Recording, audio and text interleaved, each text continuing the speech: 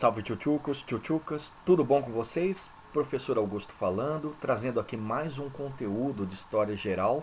Lembrando, estamos ainda abordando a época contemporânea, século XIX, tá? E uma coisa super importante é que nesse século XIX que a gente vem trabalhando, o que é mais relevante para vocês é entenderem essas grandes transformações. O que a gente já viu até agora? A gente já viu aqui na América não só a questão das independências que aqui aconteceram, mas também isso lá pela parte da história do Brasil, o período joanino e o primeiro reinado. Que mais? Nós vimos o século XIX na Europa trabalhando lá. Era napoleônica, que tem todos os implicativos relacionados à independência da América Espanhola, à vinda da família real. Estudamos também, logo em seguida, as famosas revoluções liberais, as revoluções do século XIX, que daqui a pouco eu vou retomar.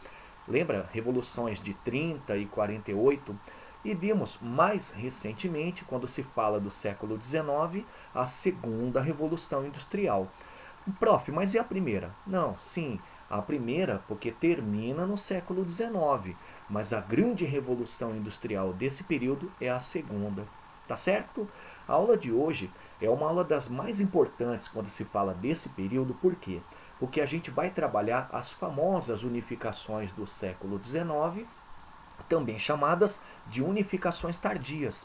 E o que tem de tão relevante, tchutchucos? É o seguinte, quando se fala das unificações tardias, a gente fala de duas delas, a alemã e a italiana.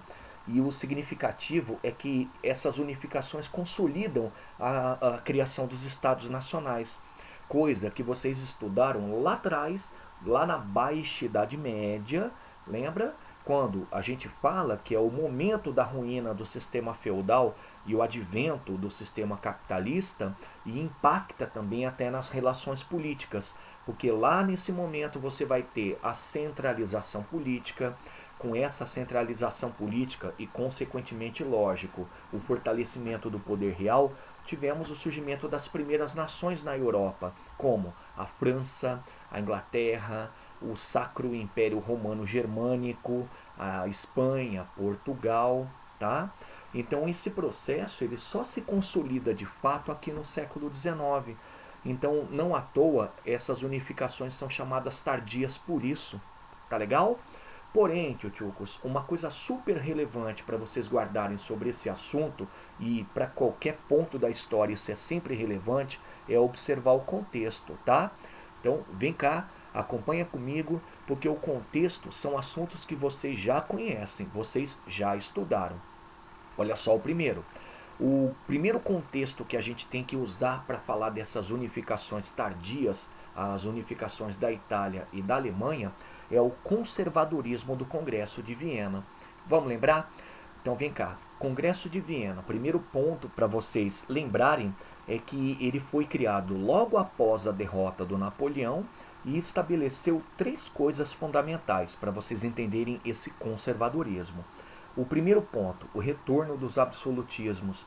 O que é interessante porque quando os absolutismos retornam, eles retornam com aquela velha prática de outrora, a prática de centralização total do poder, a prática de apoio ao setor nobre, a prática de utilizar a religião como sendo uma justificadora, tá certo? Outro ponto, o Congresso de Viena ele estabeleceu também o retorno das fronteiras da Europa ao momento anterior à Revolução Francesa. E vocês podem olhar por esses dois mapas que eu coloquei aqui para vocês. Dá uma olhadinha. O primeiro mapa, o mapa da esquerda, demonstra, tchutchucos, todas as possessões francesas no período chamado de período napoleônico. Estão vendo aqui? E não bastasse isso, a gente tem também países que eram dependentes. Países dependentes, por exemplo, aqui, a Espanha, pegaram? Essa região da Europa Central, englobando lá, por exemplo, o que hoje é chamado Alemanha, que a gente vai tratar logo logo, Suíça e o norte da Itália, e Varsóvia, que seria praticamente a Polônia. Perceberam por esse primeiro mapa que o período napoleônico ele foi um período que desarranjou o que nós chamamos de fronteiras europeias? Isso. E junto a isso também desarranjou os pilares da política da época padrão, que é a política absolutista. Pois bem, então quando foram estabelecidas as regras de retorno do absolutismo e o mais importante que tem a ver com os mapas, o retorno das fronteiras, olha só, mapa da direita, o resultado. As fronteiras, elas voltaram a ser estabelecidas, seguindo como padrão, lógico, né, essa questão de países. Olha só a grande modificação. Então nós temos aqui a Espanha como reino da Espanha e as suas fronteiras aqui estabelecidas. Portugal, reino de Portugal com as suas fronteiras estabelecidas. França e por aí vai. Só que olhando para esse mapa, tchutchucos, observem o seguinte: dois locais não tinham o que nós chamamos de organização de Estado. O primeiro, vou colocar o número 1, tá aqui, ó, é a Confederação do Reno, que vai se tornar a Alemanha, estão reparando? E o segundo local, tchutchucos, está aqui, vou colocar o número 2, não sei se vai dar para ver, mas estou fazendo a menção com o ponteiro do mouse, a Itália, que era chamada só de Reinos Italianos, tá certo? Então, nesse segundo ponto do Congresso de Viena com retorno de fronteiras, o que apareceu de forma bem clara é que essas fronteiras foram impostas a alguns locais que não admitiam mais a situação em que estavam. Agora, tem um terceiro ponto super complicado do Congresso de Viena, já não bastasse o primeiro e o segundo que eu já citei, tchutchucos, que é chamado equilíbrio europeu. Eu até vou colocar aqui, ó, abreviado, equilíbrio europeu. Galera, o equilíbrio europeu, ele estabelecia que todas as nações europeias tivessem o mesmo tipo de desenvolvimento político, econômico e territorial. Eis aí o problema. Para que esse equilíbrio europeu funcionasse, criando essa, digamos, padronização entre os países europeus, duas nações foram colocadas como protetoras dessa ideia. São eles a Áustria, a que estava abrigando o Congresso de Viena, e a segunda nação, pasmem, caiam de costas, é a França. A França também serviria como sendo uma protetora desse equilíbrio europeu. Então a gente já começa a perceber que esse caráter impositivo acaba colocando em evidência a Áustria e a França, e essas duas nações elas vão fazer de tudo para impedir as unificações da Itália e da Alemanha. Sabe por quê? Porque as duas nações achavam, por exemplo, que a Alemanha unificada poderia se tornar uma potência, ó, e ela poderia desajustar esse equilíbrio europeu. O mesmo vale para a Itália. O pensamento de que a Itália unificada pudesse se tornar uma potência e também, eventualmente, um problema para esse equilíbrio dentro da Europa. Entenderam? Agora, olha só o contexto que eu vou colocar como segundo, mas é um desdobramento do Congresso de Viena. Tchutchucos, por essa época já havia uma afirmação do liberalismo e do nacionalismo. Tá legal? O liberalismo a gente entende como sendo uma afirmação dos preceitos burgueses, os preceitos relacionados à liberdade, os preceitos relacionados a alguns direitos, tá? Reparem que quando o Congresso de Viena estabeleceu aqueles 3 pontos que eu comentei agora há pouco, ele estabeleceu o retorno de uma prática conservadora, que é a prática do absolutismo, certo? Então, nesse momento, o liberalismo calado, ele continua lutando contra esse conservadorismo. E ele era, de certa forma, muito cativante para todas as elites burguesas de toda a Europa.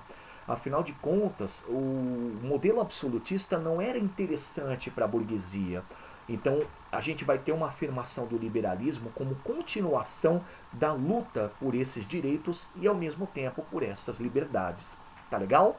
Só que a segunda afirmação é a que eu vou pedir para vocês circularem. Olha que interessante, é a afirmação do nacionalismo. E uma primeira coisa que a gente tem que perceber, pessoal, é o seguinte: o que é nacionalismo? Bom, a gente entende o nacionalismo como um sentimento de pertencimento, né? Ou seja, a pessoa ela tem que se sentir pertencente a uma nação, a um país.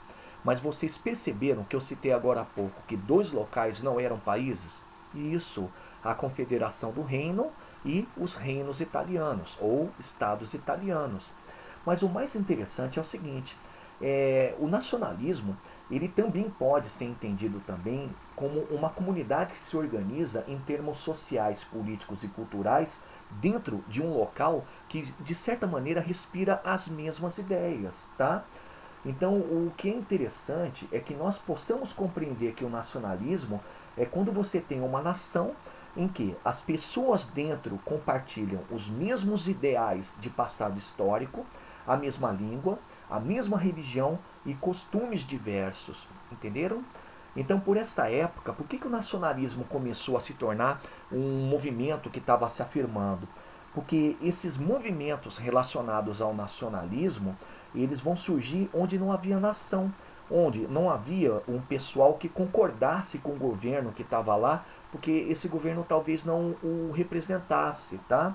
Então era uma luta que, de certa maneira, tinha a ver com a criação de países que fossem para um bem maior, para um bem mais comum.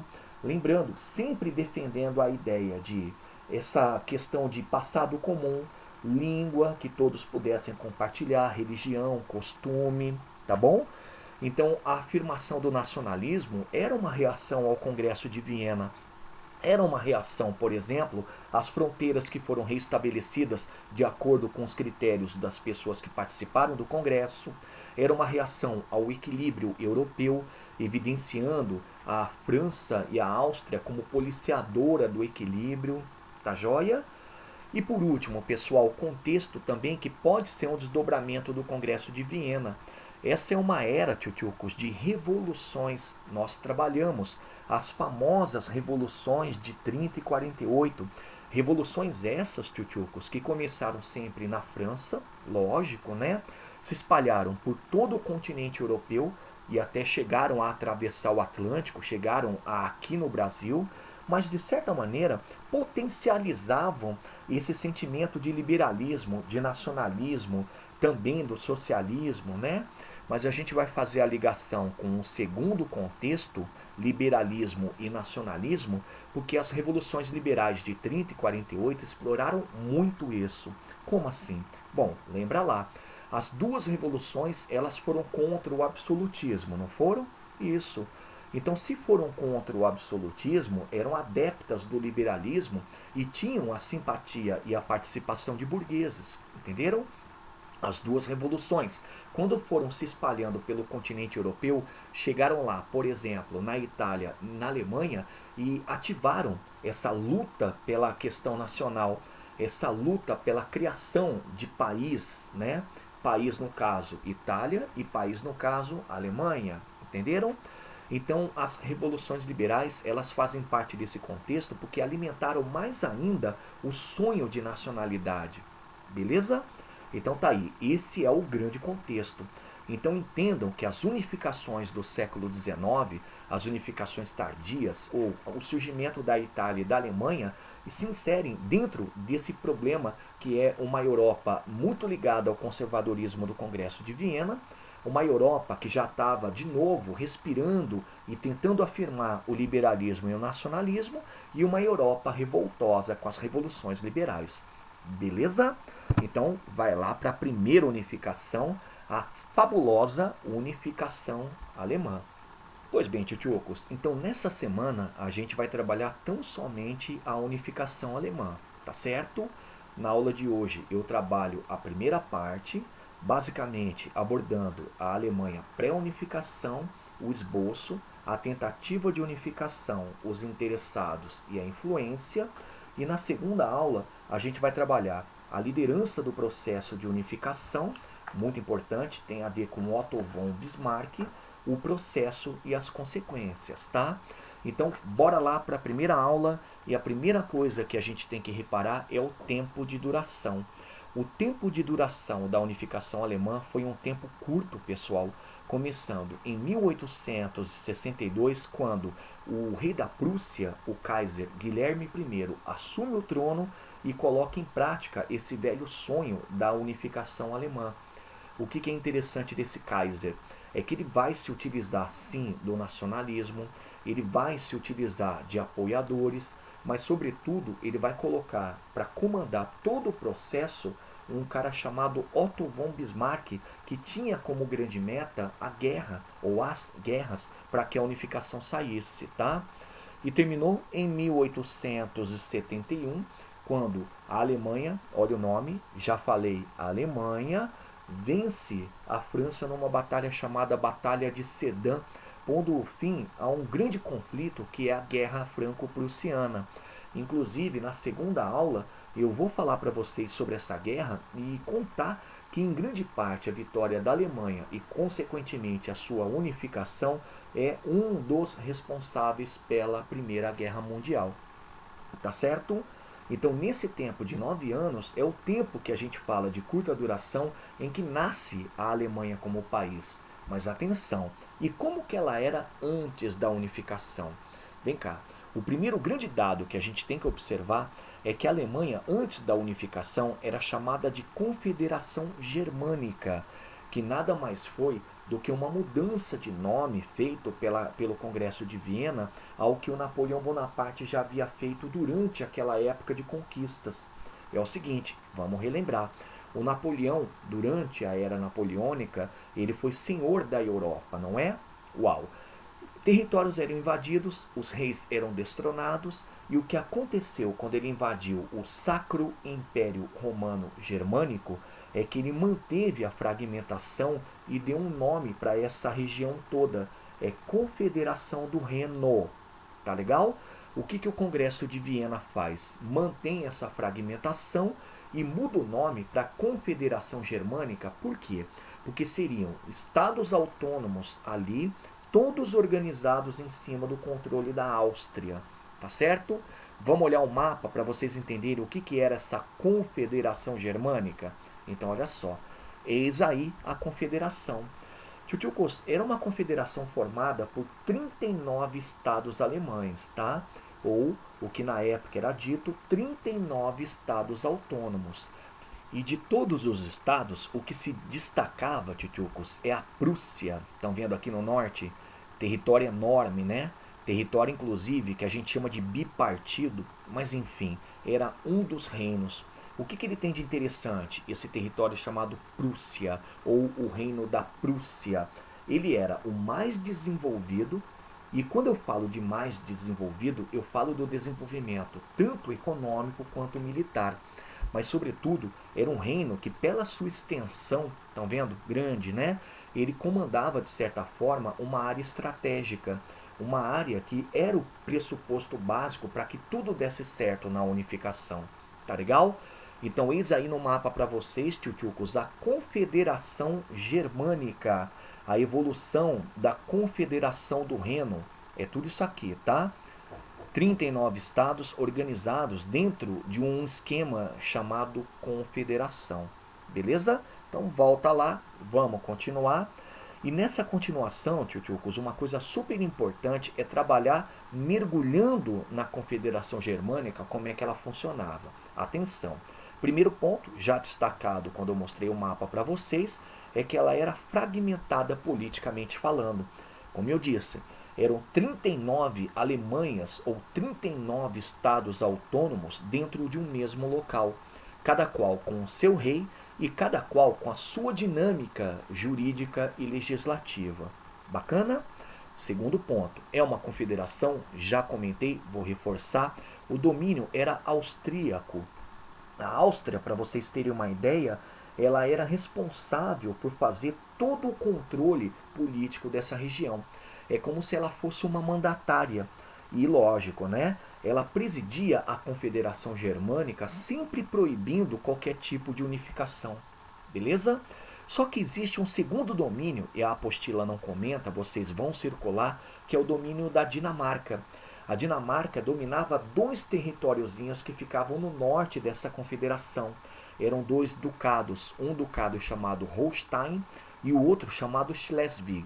E eram ducados importantes porque, além de terem a maioria alemã, eram estratégicos, ficavam ali no Mar do Norte, era fluxo comercial e fluxo também de marinha de guerra, tá bom? Agora, quem é que estabeleceu o domínio tanto da Áustria como da Dinamarca em cima dessa confederação? Lembrando, sempre destacando que a Áustria é quem presidia a confederação. Pois bem, está aqui, ó, era o Congresso de Viena. Aquela questão do equilíbrio europeu e também das fronteiras acabaram fazendo com que o Congresso de Viena estabelecesse essa dominação austríaca e dinamarquesa. Beleza? E para finalizar, a Alemanha antes da unificação, tchutchucos, era estagnada economicamente falando. Ela tinha pouco desenvolvimento. É o que eu comentei no mapa. De 39 Alemanhas, de 39 estados que aqui existiam, o único que tinha desenvolvimento militar e desenvolvimento econômico era a Prússia, mas o restante não. E ali o que você tem de problemas? Se você não tem desenvolvimento econômico, aqui no caso existe uma estagnação capitalista, você tem de certa maneira um problema em que a elite burguesa não consegue lucrar e não consegue, lógico, se tornar hegemônica. Você tem também o empobrecimento das regiões mais rurais e, sobretudo, há de certa maneira, pessoal, um desnível de organização econômica entre os estados. Tá certo? Então reparem aí, uma Alemanha pré-unificação fragmentada, dominada e estagnada. Fechou? Mas olha só que coisa interessante a unificação deles. Tchutchukos, no ano de 1834, numa tentativa de combater aquela estagnação que existia, os estados criaram uma coisa chamada de Zollverein. O que é o Zollverein? O Zollverein é uma liga aduaneira. O Zollverein funcionava, tchutchucos, como se fosse uma integração econômica entre os estados alemães, fazendo o quê?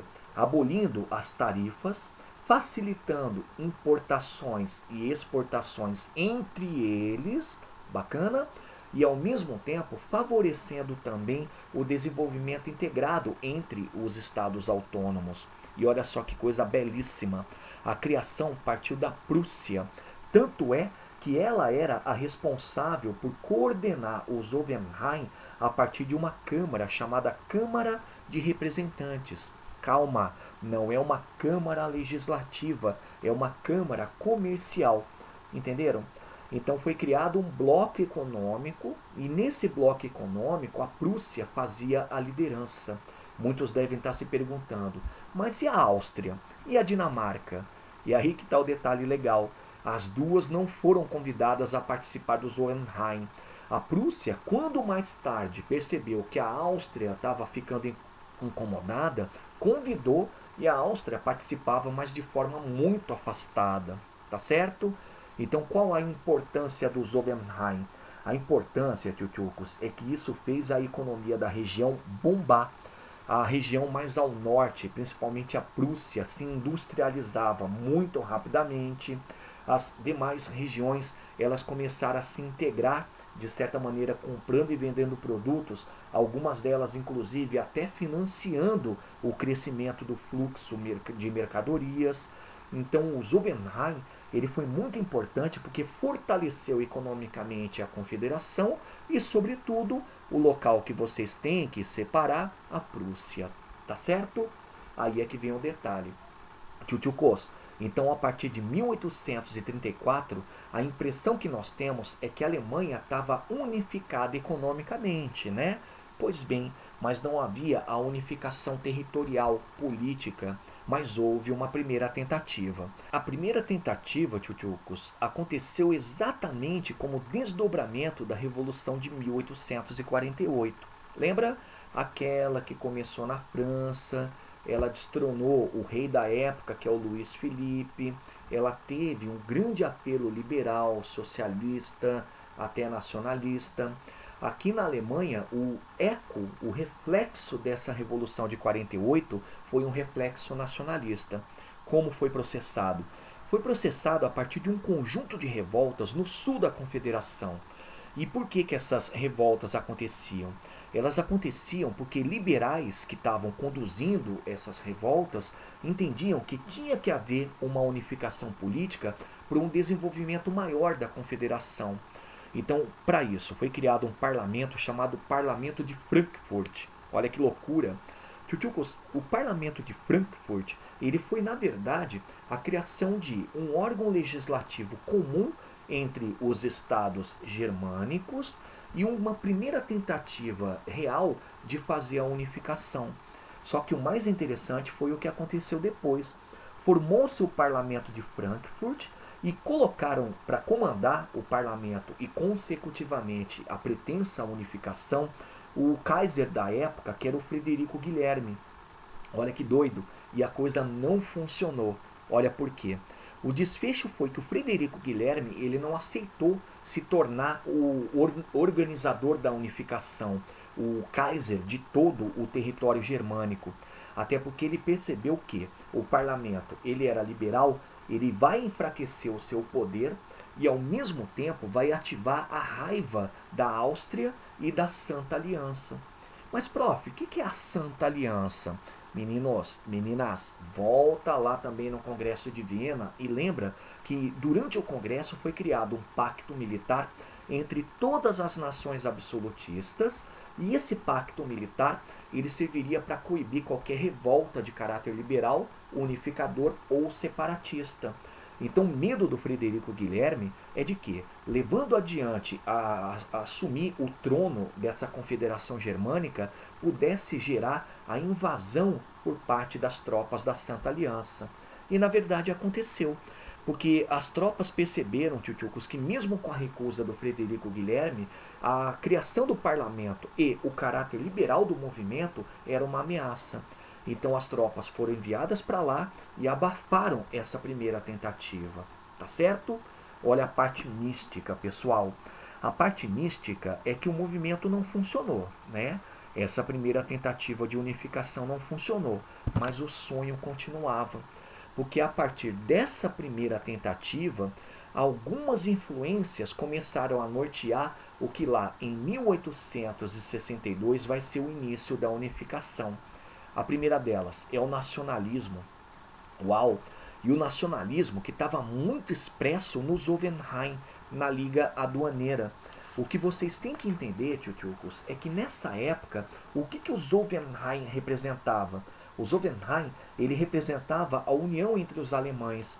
E o pensamento era o seguinte: se eles estavam integrados e unificados economicamente falando, eles também poderiam se unificar a partir da criação de um país. Afinal de contas, todos falavam a mesma língua, a língua germânica, a língua alemã. Todos tinham basicamente as mesmas tradições, tradições de origem germânica, né? E todos eles, de certa maneira, entendiam que esse espaço geográfico todo, essa confederação toda, tinha que se tornar um país sob o comando de um alemão. Bacana? Segunda influência, pessoal, é a influência do militarismo. E uma coisa super interessante é que o militarismo é justamente a maneira como eles pensavam em fazer a unificação. É muito legal porque a gente vai perceber que militares participam da unificação exatamente por isso, tá?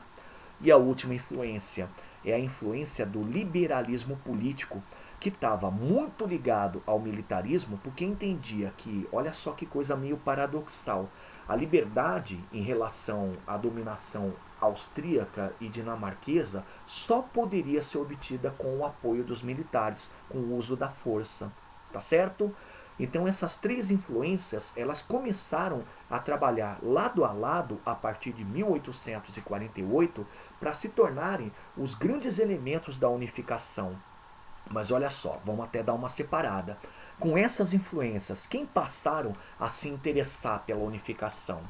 O primeiro interessado foi a burguesia, principalmente a burguesia que trabalhava com mercado e indústria, e para eles a unificação era na verdade a ampliação dos seus negócios, a ampliação dos mercados alemães. E eles bebiam muito da fonte do que vocês vão ligar, que é o liberalismo político. Eles estavam imbuídos dessa influência. Tá legal? Segundo interessado, os latifundiários, principalmente a galera do sul. Galera, latifundiários que na Alemanha eram chamados Junkers. Estão vendo? Junkers, escreve Junkers. E o legal é que eles pensavam sempre em melhorar as suas atividades agrícolas. Mas aí é que está o detalhe para vocês já ligarem. A maior parte desses latifundiários, tchutchucos, eram de carreira militar. eram de famílias militares e entendiam que a unificação só poderia ser feita por via de armas, tá bom? E para finalizar, lógico, a maior interessada, aquela que vai conduzir o processo, é o Reino da Prússia, como vocês viram no mapa e como vocês me escutaram dizer ali nesse começo da aula sobre unificação alemã. O Reino da Prússia, pessoal, a partir da criação dos Hohenheim, é o reino que vai se tornar o mais próspero, aquele que vai começar a melhorar a sua atividade industrial e vai aplicar o dinheiro do país, desse reino, na atividade militar, né? Na manutenção e na potenciação do seu exército. E no fundo, o que o Reino da Prússia quer? Autonomia. Ou seja, ela quer se desgarrar da dominação dinamarquesa e, sobretudo, austríaca. Tá legal? Então, o Reino da Prússia foi aquele reino que tanto trabalhou com a influência do nacionalismo, que tanto exaltou o militarismo e tanto apoiava o liberalismo político, o liberalismo da burguesia. Tá certo? Tchutchukos, então tá aqui, primeira aula. O que eu trabalhei com vocês foi esse primeiro momento da unificação alemã. Joia? Lembrando sempre, nunca se esqueçam de como a Alemanha era antes da unificação, fragmentada, atrasada e dominada. Jamais se esqueçam que houve uma primeira tentativa, ela não funcionou, mas ela foi cada vez mais fazendo com que os alemães se sentissem na vontade de fazer a unificação. Pesquem sempre a ideia das influências que foram colocadas num caldeirão, o nacionalismo, o militarismo e o liberalismo, e sobretudo os interessados. De todos eles, o Reino da Prússia é o mais importante. Beleza? Tchutchukos, trouxe aqui então a primeira questão para a gente trabalhar, que é da mundialmente desconhecida Von Rey. E olha lá, vamos ler o que ela diz, ou pede. Em 1793, Schiller, um crítico da Revolução Francesa, vislumbrou os possíveis resultados contra-revolucionários gerados pelo movimento de 1789 na seguinte passagem. Então vamos ler a passagem. Abre aspas. A tentativa do povo francês de instaurar os sagrados direitos do homem e de conquistar a liberdade política não fez mais do que trazer à luz sua impotência e falta de valor a esse respeito. O resultado foi que não apenas esse povo infeliz, mas junto com ele boa parte da Europa e todo um século foram atirados de volta à barbárie e à servidão. Galera, o que ele está fazendo de crítica aqui? Ele está criticando a Revolução Francesa porque ele diz que a tentativa de estabelecer direitos do homem e a liberdade política não funcionaram. E não funcionaram por quê? Porque a gente sabe que a Revolução Francesa ela foi super violenta a partir do momento em que os jacobinos tomaram o poder. Lembra? O terror? Uau! E o que ele faz aqui? Ele faz uma menção de que tudo deu errado e não só a França, mas também toda a Europa, ou como ele coloca, uma boa parte da Europa, acabou retrocedendo, acabou sendo jogado de volta à barbárie e à servidão. Então ele critica a revolução dizendo, olha, deu tão errado que muito provavelmente, mais cedo ou mais tarde, tudo dentro da Europa vai retroceder. E sabe por que ele tinha razão? Porque a gente sabe que depois da Revolução Francesa começa o período napoleônico, o período em que há a tentativa de se consolidar direitos do homem e liberalismo, mas quando termina com o quê? O Congresso de Viena. E o que a gente sabe do Congresso de Viena? Que ele foi conservador, que ele trouxe de volta fronteiras, trouxe de volta o absolutismo, impôs o equilíbrio europeu. Então Schiller não está acompanhando o que a gente chama de Congresso de Viena, tá? Pela data, o que ele está acompanhando é o fracasso da Revolução. Mas vocês perceberam que o que ele faz de crítica também é uma projeção do que vai acontecer lá na frente? Então tá aí, vem a pergunta. O processo contra-revolucionário que veio confirmar o receio do autor, aí a gente olha para contra-revolucionário e pensa, bom, o que foi contra-revolucionário depois da Revolução Francesa foi o Congresso de Viena. Então a gente tem que achar nas alternativas qual tem o ponto relacionado ao que ele chama de contra-revolucionário, aos, digamos, medos do autor. a eclosão da Guerra dos 100 Anos. Tem sentido? Não, né? Não, porque a gente sabe que a Guerra dos 100 Anos faz parte do século XIV. É lá da época da Baixa Idade Média. Então tá fora. B. Formação da Santa Aliança? Até tem sentido, né? Porque quando a gente fala da Santa Aliança, a gente fala do quê? Isso, lembraram daquele pacto militar de países absolutistas durante a época do Congresso de Viena. Então separa. Vai lá para C. A proclamação da Comuna de Paris está errado, porque Comuna de Paris acontece em 1871, exatamente no final da unificação alemã. Inclusive assunto que vou trabalhar na segunda aula sobre a unificação alemã. Tá legal? Então não é. Será que ele fala isso porque ele está comentando sobre as jornadas revolucionárias de 30 e 48? Não, né?